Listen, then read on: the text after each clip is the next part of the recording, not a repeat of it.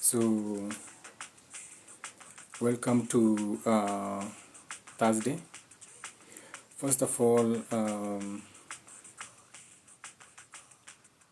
happy birthdays to all the Sagittarius. We are now in Sagittarius season, starting today. So, happy birthday to all Sagittarius. Now, my door just opened itself and I started speaking like that, and doors that don't just open themselves. Okay, so if you are coming in, there's nothing here of your interest. Okay, we are just being unique and original in our own authentic ways, like how a true spirit should be. If it's a good spirit, you're most welcome to work with us. If you're not here with good intention, then I beg you to leave. Okay, now back to the live. Now, and not to mention that the cats are enough. The cats are enough, and plus the rabbit and the blood. So that's atonement enough. So it's your time to leave now. Your time to leave. Yeah, it's your time to leave. Now back to the live. So the moon is in Leo, and we are just moving into Sagittarius season. So happy birthday to all the Sagittarius signs. Now, so when the moon is in Leo, that means that everyone will be reacting, or everyone will want to be seen for something, or everyone will be wanting to give some scene to something, aka be paid attention to. So when the moon is in Leo, it's all about being paid attention to, either the attention you give or what you want to be given. Okay, so for example, when people are what you call a Leo sun sign, a Leo sign, so a Leo sign is always about giving. So they want to be seen, so they are more in the receiving energy of being seen for something. Those are the Leo sunshines. They want to be seen, they want to be expressive. Okay, so how they give that love, or how they get to that, is by people pleasing or being more outgoing. When you are Leo moon, you see, you're on the reflective side, you're on the moon side. So you show that you don't want that attention, you want to be the one giving the energy.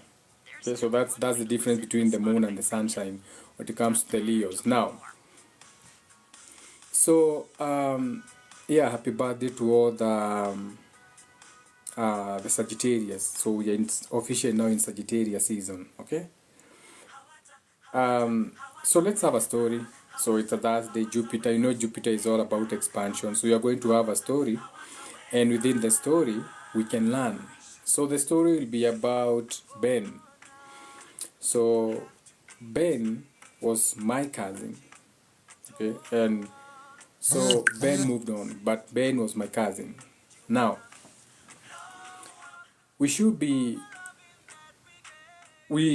especially from yesterday, no, the day before yesterday, which is the 19th, okay? So when Pluto moved into Aquarius, we have everybody, you watching, your chicken, your animals, everything. Pluto moving into Aquarius means we have all be expanded consciously. So whether you are aware, whether you are not aware, it doesn't matter. The plants will be more aware, the animals will be more aware, the environment will be more aware. Maybe you are the one who's be lost. Maybe you are the one who will not be aware. But then again, that's on you. So Pluto now in Aquarius. So there's a global awakening. Consciousness has been injected into the world globally.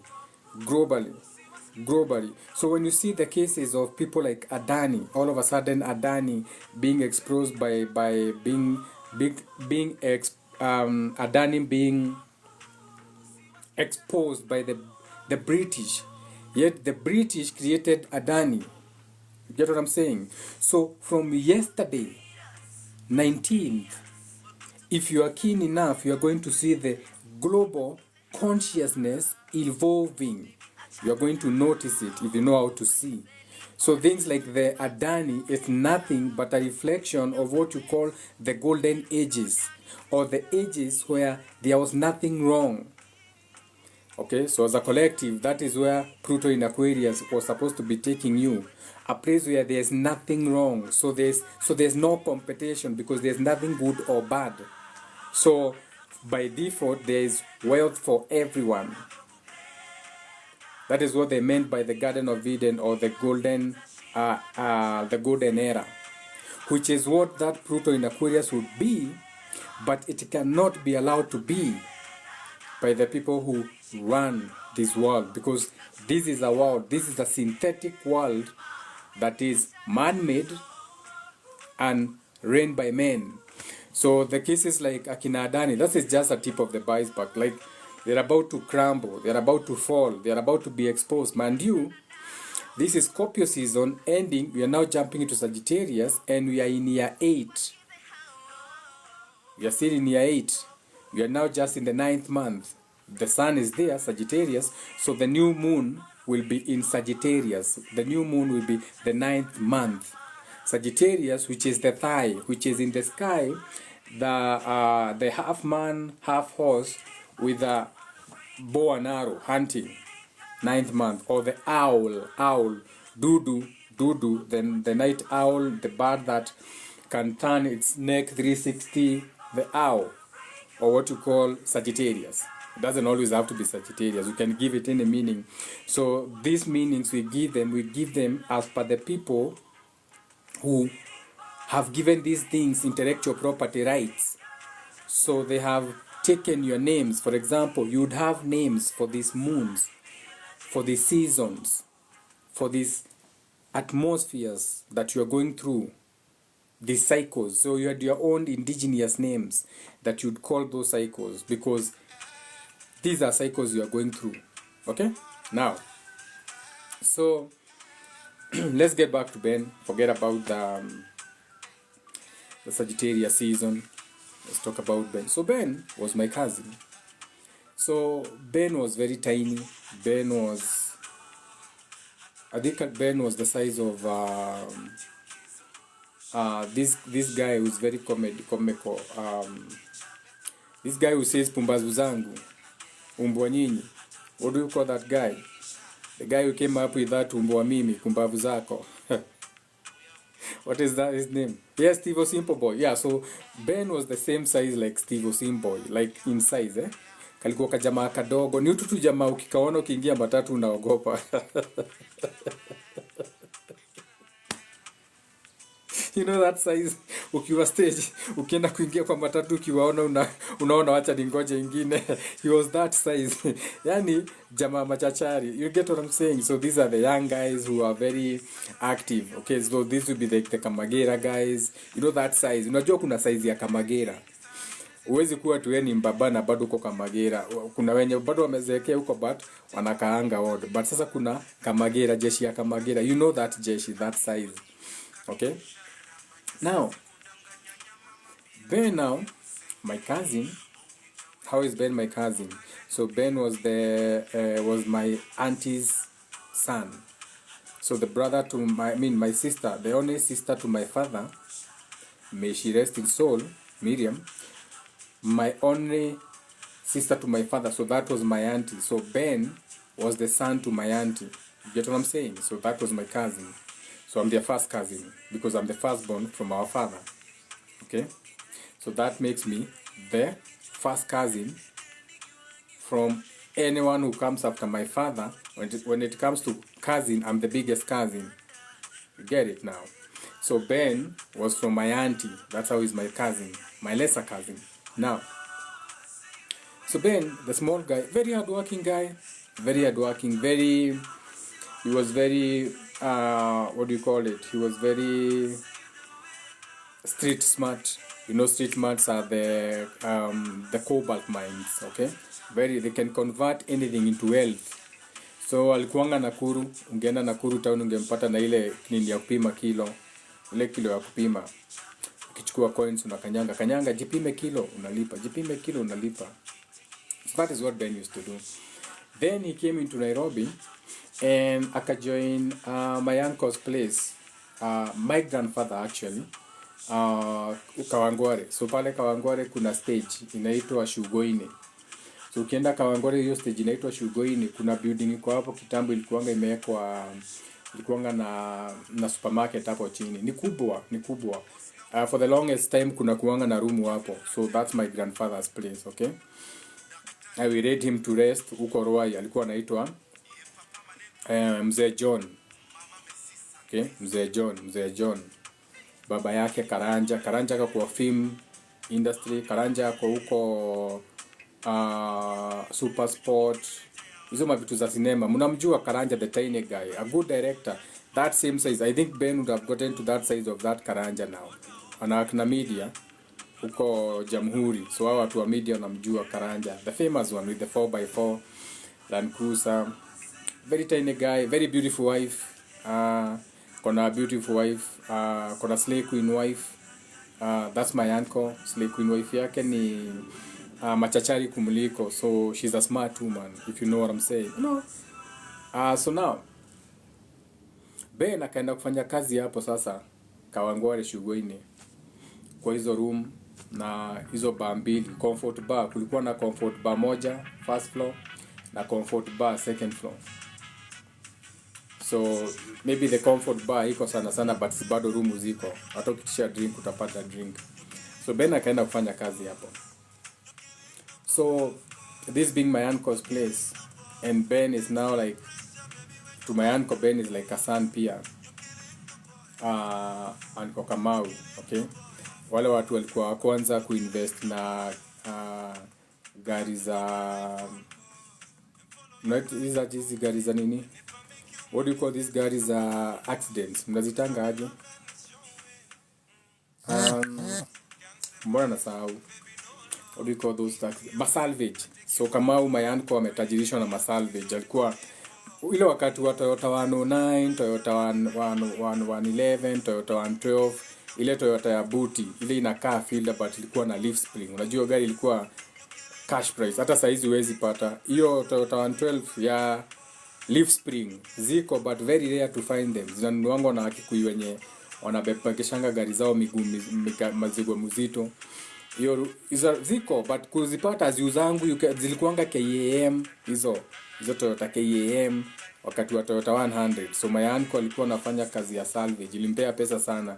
Before saizi mabroka watu wameingia salvage, yeye aliingia get in get out. So yeye aliingia salvage wakati salvage ilikuwa na pesa, na akatoka wakati salvage ilikuwa na pesa, akajenga maploti, apartment, amenunua Ruai karibu yote ni yake. So to my uncle Kamau analanga saa 8 between 2 and 4. Uwezi mshika na simu hata ukiwa ni nani. He is unavailable for anyone.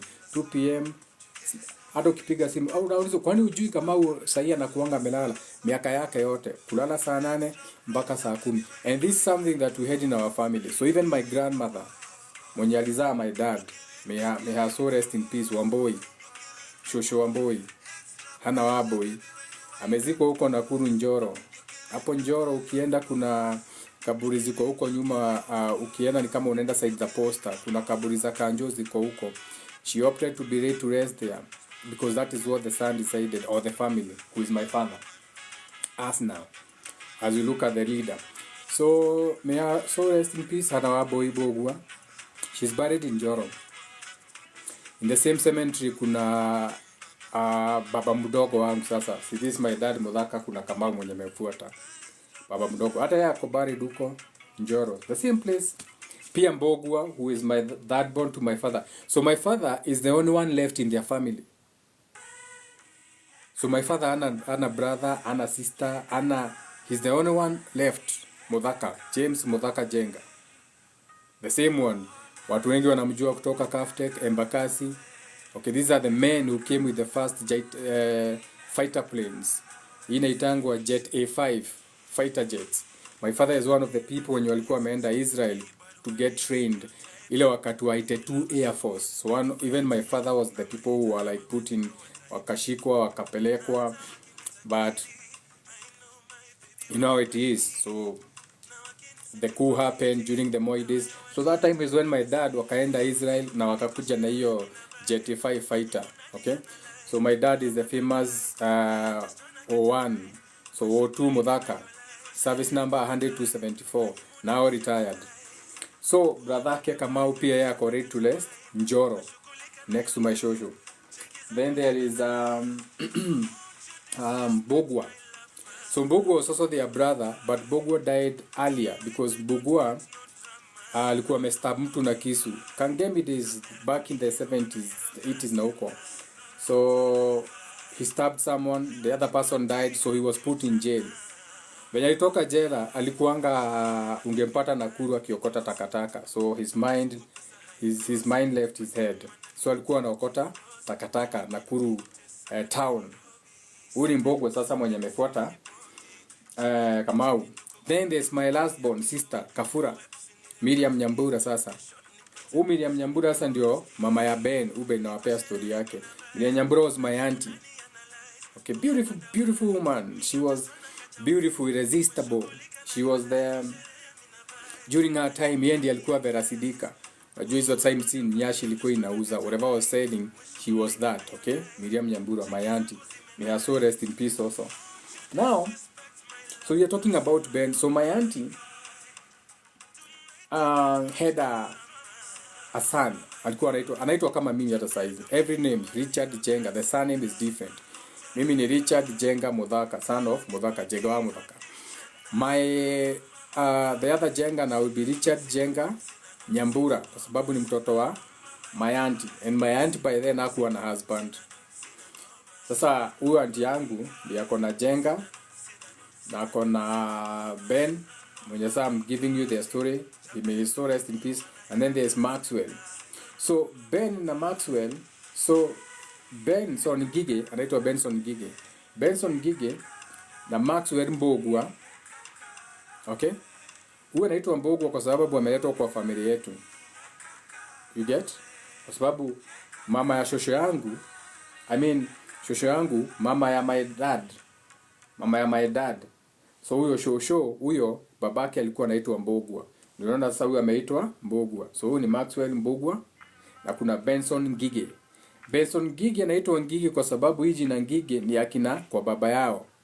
So baba yao atakuwa pale reli. Ukienda Dagoretti Market, uende Dagoretti Railway Station. Dagoretti Railway Station hapo juu. Dagoretti Railway Station kulikuwa na tank hapo juu. Kuniko kwena Ngige. Huko ndio kuna yule jamaa alikuwa anaitwa Manpele. Manpele mwenye ameimba, ametoa ngoma ilikuwa inaitwa I remember what mama told me. Shout out to Pele man Pele ako hapo reli Dagoretti Market. I remember what mama told me. Sijui mamake mgani alimwambia. So huyo Pele sasa, hiyo sasa ndio familia wenye walikuwa wamemari nani? My dad's sister. Sasa hapo huko kwa kina Manpele brother yake sasa ndiye baba ya Ben. Anaitwa Ngene. Etago Ngene. Shout out to that family ya kina Ngene. Hapo kwa shout out to all of them. Hata light imeongezeka when I shouted them out. So now it's just families. People you are related to. Relatives. So this goes deep. Okay, so anyone who is a relative to you means in one way, shape or another, there's something that you are doing that was relative. You are not related. Relativity. Something that is related to that. So that could have been a name, their terms and conditions na kwenye unaishi. Back to the story. Sasa, so now you know how we have gotten to Ben. So tumejua, my sister, my dad's sister, my auntie, ndiye akona watoto watatu, akona Jenga, anaitwa kama mimi, I'm the first cousin. Then kuna Benson Ngige, mwenye we read him to rest. Na sasa kuna Maxwell Mbogwa, mwenye amebadilisha jina yake Maxwell Mbogwa, ametoa surname ya babake yako anaitwa Ngene. Baadaye jite Maxwell Mbogwa Ngene na babake yako akajiita Maxwell Mbogwa Nyambura.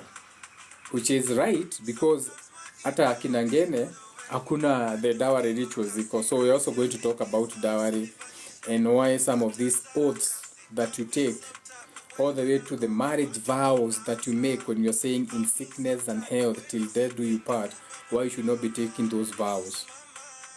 Okay, now why even culture is not right. So this is even when you know that even culture has got its own shortcomings, and you as a spirit, especially now in the age of Aquarius, with Pluto in Aquarius, you're supposed now to unlearn a lot of these things, because you are being expanded consciously. So as we expand Pluto in Aquarius, as we go into that golden age, you're supposed to be less dense. You're supposed to shed a lot of these beliefs, especially now that you know how they were created. That some of these oaths, you don't need them. Some of these culture practices, we have outgrown them. They were good during that age, Pluto, during the age of Pisces, where we needed something external to believe in, but now we are in Aquarius, where we are going more within. You get it now?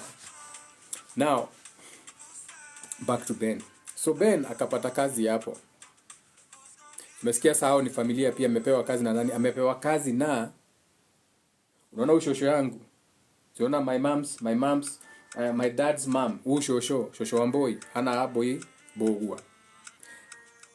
Ako na mtoto, huyu mwenye nimekuambia, the late John, alikuwa anaishi Kawangware. Ako na nyumba Kangemi, Kawangware ukienda nimesema ni hapo Shugoine, hiyo big building iko hapo, ilikuanga na supermarket chini, ilikuanga na comfort bar first floor na comfort bar second floor, okay? I come from a lineage of lots of money but no wealth. Wealth is inherited. So there's money but they are not inheriting wealth. So their money is just, it's just that. There's no even joy in the money. There's no family reunions. There's no point in our family where tumeenda mahali kumechinjwa, akujai kuwa mimi ndio nachinjanga mimi Jegawa Muthaka. Mimi tu ndio nachinja, na hata nikichinja nikiwaita wakuji. You get what I'm saying? So it's something that is lacking in the family. That priesthood is lacking from our family side. So tunaenda tukiangalia generational curses hapa, how you see them, eh? Let's start with Ben. May his soul rest in peace. So Ben ameandikwa kwa guka. Ameandikwa kwa guka yake. Sasa unaget sasa, jule guka yake ni huyo guka ni brother ya shosho yangu, they are sisters. That's my grandfather John. Ameandika Ben, na Ben ni mtoto wa shosho yangu. Unaona sasa? You are following? So shosho akona msichana anaitwa Nyambura. Huyu msichana anaitwa Nyambura amezaa Ben. Ben ameenda kuandikwa kazi kwa guka yake, brother ya shosho, si unaona? So Ben was working there. Ben was doing it amazing. Ben had the money. When I tell you Ben had money, so one day Ben alikuwa amefungua account ya Equity before me, and I was working before him. So one day we are talking and I was telling him, hey mazee, natafuta pesa nichukue driving license. I need driving license. Kaniambia utafuta pesa ngapi? Kaambia driving license mazee ni 5,000. Unajua I'm buying, si ati naenda driving school. I'm just paying 5,000 and I get my driving school, okay? Unajua tuko Kenya. Inchi ya kitu kidogo ni inchi ya watu wadogo. That is why we have small minds. So he told me 20 nikupatie 5k. I'm like, what? Remember, my auntie is the last born wa my show. I'm from the first born. So you can imagine huyu cousin yangu is like young to me, like young. You know, get what I'm saying? So there's a difference. I think the difference in years between me and Ben was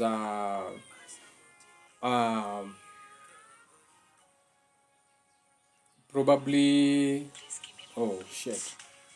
Okay, no, okay, not so many, yeah. Actually, not so many. Actually, like 8 years younger. Yeah. Oh, I thought it was more. No, it's not. Yeah. So, actually, not even 8 years. What do you mean? It's 1, 2, Yeah, 8 years. But when an 8 years is telling you ati twende nikupatie do uchukue license, unajua una feel I mean 8 year less years, unaona. So I was like, ala. So this is an 18-year old. No, I think he was 19. This is a 19 years old. No, I don't think he was 19. Because that is, let me tell you exactly in years. So that is 14. Okay. Yeah. So that would be, yeah, exactly. So kamwambia what? Kaniambia twende kwa bank. Kamuiza twende Equity. Kaenda Equity. So we went to Equity Kawangware branch. Pale karibu na hiyo junction ya kwenda na Keno, unaingia. Sasa ukiingia ndio unaenda nayo Dagoretti Market. So when you're coming from Kawangware, just after Equity, when you turn left, unaenda sasa side ya, unaweza kuingia huko, upite Swamp, ukuje Midhange, Mudhama, Waithaka, Rwethemeto, Gashui, Dagoretti Center, ukiteremka ni Dagoretti Market, ukiendelea unakuja Kikuyu sasa, Thogoto, ukipanda hivyo Kihunguro, Approved, ukikuja, you get. So hiyo Equity, wenda Equity, akaniambia tuingie hapa kwa ATM. Nashindwa hata ujamaa ati ATM, tukaingia kwa ATM. Kaniambia shika hii kadi yangu. Kaniambia sijaitumia ATM na nilipewa ATM. Kaniambia nataka uweke kwa hii machine utoe 5000. Kaniambia utoe 5000, hiyo unataka wewe. Alafu kaniambia toa 7000, uchukue yako 5, hii 2000 tunaenda out.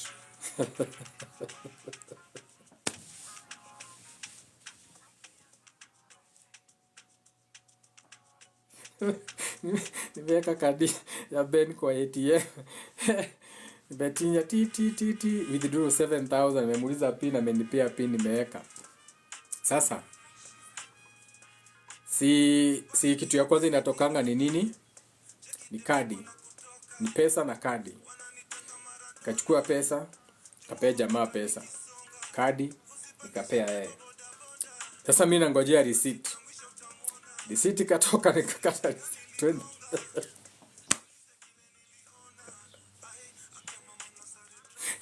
I'm being sneaky. So nimeweka receipt kwa mfuko very fast before Ben ajue ATM inatoanga receipt. You know what I'm saying? Nimeweka receipt kwa mfuko very fast. Tukaenda Kawangware Chigoine. Kufika kaniambia nibuke tuikire kanyama atwabe tuli kidogo kidogo tupewe chupa. Ni mchana. It's actually 11 a.m. in the morning on a Thursday or Friday. Can't remember when. Chupa ya kwanza ananunua bia. Comfort bar, Comfort 1 na 2 zote zilikuwa na bar. Na yeye ndiye ana run. So bar anatoa kwa counter, tunakunywa. Si atalipa. Sasa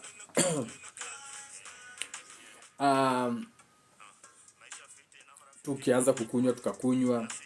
Mimi kwanza sitaki kukaa chini sana. Unajua nataka kwenda kuangalia ile balance ya ATM. Sasa nasikia kiti kiniuma. So nataka nikunywe hii chupa haraka haraka. So nikaweka glasi ya kwanza, nikasema yani chupa ya kwanza naenda kukojoa, wacha get up, go to the boys, I go to the gents, of course nitaenda nifanye my business.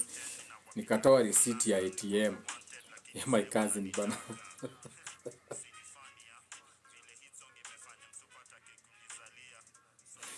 Kijana amesave. Kijana amesave. Yani shaikuwa shocked na savings, I'm saying, based on his age, based on, ni kama saizi venye msichana anaweza toka shule, atoke form 4, ahaso kidogo like 1 year na haso. So on the second year amefungua account na amesave. Uone payslip yake, unaangalia payslip hivi unashindwa, hapana. Hapana, ukijana receive hivi aje? Unaanza kumfanyia hesabu kichwa, pesa yake, mshahara yake na haso yake, unaona hapana. Zingiani. Kijana amesave. Ushaikuwa humbled.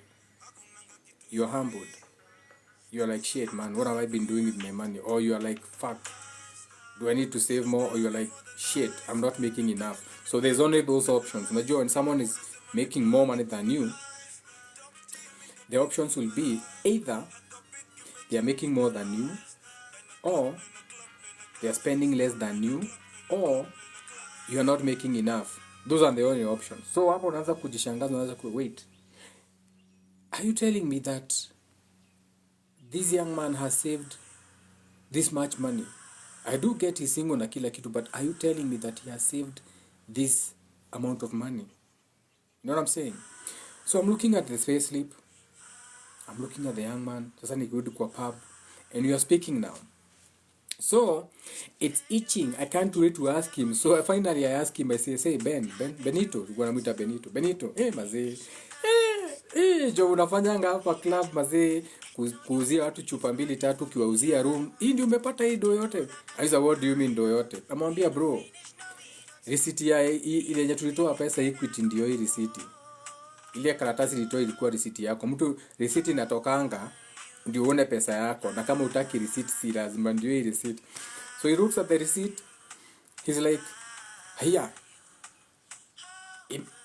Imefika hivi." He acts surprised. Namuuliza kwani inakuaje? Kaniambia hapana man. Mimi sitakangi pesa mingi. Mimi natakanga every Monday tu naweka 10k. Every Monday unafanya nini? You know that's not earning, that is saving. At every Monday naekanga ka 10k. Every Monday. On a bad Monday ka 10k. Kunaweza kuwa hiyo weekend ilikuwa poa ka 13k. Namuuliza what? Hii ni pesa ya weekend. Aniambia si room unauza, kuna room ya usiku, kuna mtu anakuja mchana, ananunua room, anaingia anatoka. Mwingine anakuja, ananunua room, anatoka. So unaweka hiyo room, hiyo watu wanaingia mchana, wakiingia wakitoka, unatandika, hakuna kuosha bedding junior haraka. Hiyo si ni extra. Si bora room uuze usiku zote zionekane zimeuzwa. So now you start thinking, am I in the wrong business? Unaanza kufikiria, am I in the wrong business? Am I investing my time in the wrong things? Like, you mean to tell me you can just sit down and every Monday you are cashing in 10k without doing nothing? So that's not the point anyway. So of course, as the days went by, nothing is permanent. So there were changes. Kazi nini. Ben stopped working there, and Ben became a real hustler now. So Benito akaingia kwa matatu. Ungempata pale BP ya Kawangware ama Mlango Soko akijaza hizo masiti hopa. So gari kikuja kinyongea hapo, BP anapiga body beba Kawangware kona Dagoretti, Kawangware kona na Kenyatta tao, beba tao hapa. Gari ya Kenyatta hapa namba 8 Kawangware beba. Then he gets his 20 or he gets his forever. Unajua akakuwa msewa stage. Ndio maana nilikwambia alikuwa hiyo size. So all this time when Ben was staying at my grandfather's, my uncle's, so after venye aliacha kazi angeendelea kukaa huko. So kurudi home, he went back to his father's. Akapewa nyumba na babake, kwa sababu unajua babake alikuwa ameseparate na my auntie, and then my auntie was ready to rest. So babake welcome back pale, shout out to the Ngenes, welcome back Ben hapo Dagoretti radio station. Hapo kuna kitanki hiyo familia akina Pele. Those are extended relatives based on that Sasa Ben akarudi kwao. Shout out to Ankongene, he's still there. Wakaanza kukaa na yeye, his real dad. So Ben akakuwa ni msewa kufika kushima Ungwaru, anajaza gari, kupiga seti wanalipwa, alikuwa analipwa kupiga gari seti. Hiyo story ya kupiga gari seti unalipwa na vitu kama hizo. So that is what Ben was doing. So the pressures of life, you know that's a hard life. Uni life, ulikuwa mara unasikia ati kuna wasi wameibiwa simu stage, unasikia mentioned, ama hakuna sikio jeshi kunaenda. So you get what happens with that life, you know what comes with that life. So go to Ben, you know, you have to forgive yourself for what you do during what you call fight or fright. Fight when you are emotionally oppressed by the things, circumstances, situations and things around you. So you either fight, act rowdy, attract attention, unajua, all that is fatherly love seeking, or flight, run away, become depressed. So whichever route you choose, hakuna mbaya based on the outcome. Now so Ben akaanza kuingizaga ase gari hapo papa nini. And remember, Ben was used to money. This is someone who was saving 10k every Monday on a bad day. Okay? Walevi wamekuja, wamekunywa, anakuongezea chupa 2 ama 3, wanacheza na msichana wa room. Okay, msichana wa room, mkienda kwa room anakuambia, "Hey we, reke jetiria kiria we diganetie johi. Idiganagita nywete ke muzinga we niki we." So unajua mzae ni mlevi sasa hizo, unajua mleta hiyo mzinga, inajazwa mzinga lakini hajakunywa mzinga. You get? So this someone was making 10k every Monday, and he's a young man, he's not married, he's young. Alikuwa anadunga, Benito alikuwa anadunga, alikuwa anavaa jeans. That guy used to, and he had the latest phone. What just easy my iPhone? No, he had the best Samsung, the best of the best. He was okay. Alikuwa cheza na zile Nokia 8250. Hizo Nokia zilikuwa mrefu si 33. Kuna Nokia zilikuwa, kuna Nokia zilikaa na zilikuwa mingi. Nokia ulikuwa unasikia Nokia 8320. Unazijua hizo Nokia za white ama cream. Shout out to those days. So he used to rock those kind of phones. Now amekuwa hustler sasa. Inabidi apige seti kwa mat, apewe 10 bob ama 20. So he used to come to my place. Nikamwambia Munjiro, Ben akikuja hapa, even when I'm gone, he has to have breakfast here na apewe 100 ya kuosha gari. Hata kama hataosha gari, hata kama gari haiko, but every day will be given 100 shillings in my house just for tip. Na kuja have breakfast. So kuja have breakfast, na breakfast in my house is not just breakfast. For the longest time, shout out to Munjiro, we have never had normal breakfast. So a normal breakfast in my home is food. We'll have mushrooms, eggs, sausages, whatever you can think about, pancakes, whatever. Like, it's usually a full course meal. So nikasema whether I'm there or not, anakuja kama nimetoka, full course meal. How we do it, 2, 3, 4 sausages na apewe 100 yake ya kuosha gari. Then he goes now to his hustle. So the depression started kicking in, and there's nothing you can do, because at that particular moment you can't give him money. Money is not something you give someone every day, and even him, he doesn't want money, but there's no jobs now. He still wants his freedom. Uni mtu amezoea kujiandika kazi. You see, people don't understand that the way things start is the way things end most of the time. So if you started work or whatever you do from a point of no supervision, you'd be very uncomfortable if you went to the position where there's supervision.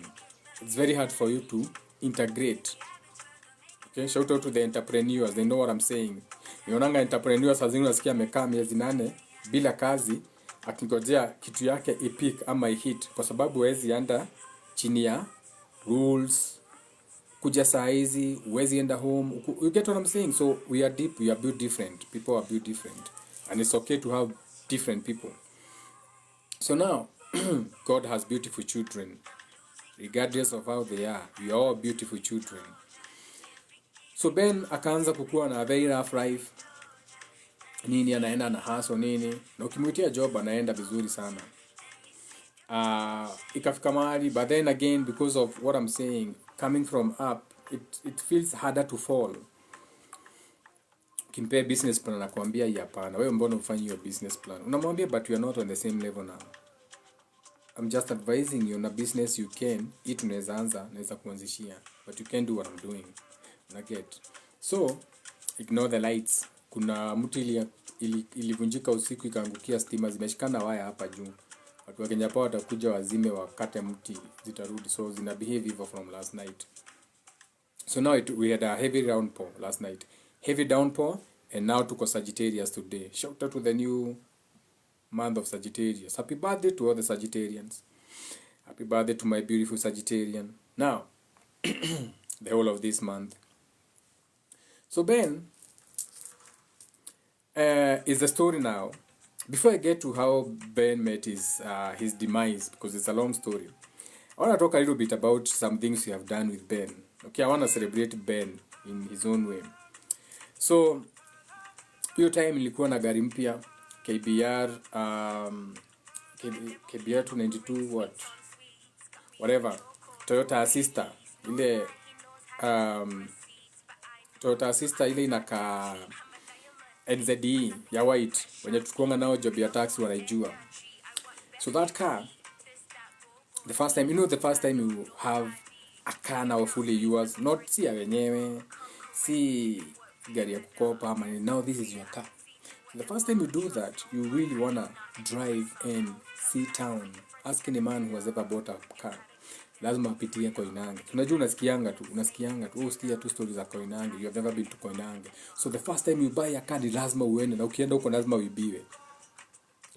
Hakuna mtu ajaienda Koinange for the first time na akaibiwa.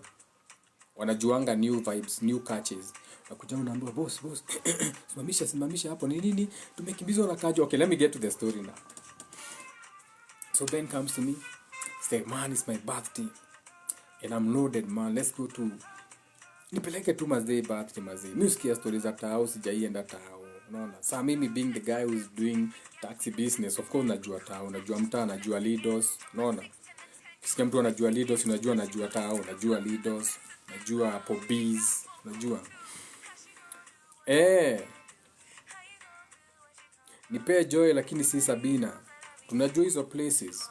Okay? Now. So whether we went there on a social experiment to learn.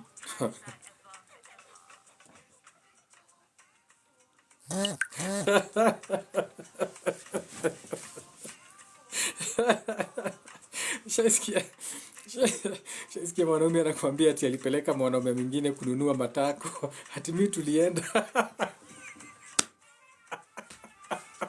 Ati tukaingia, mimi nikapewa kiti nikasema mimi sitaki. Nikapewa kiti nikakalia, nikasema huyu ndiye anataka, ati nikaambiwa ningoje hapo amalize.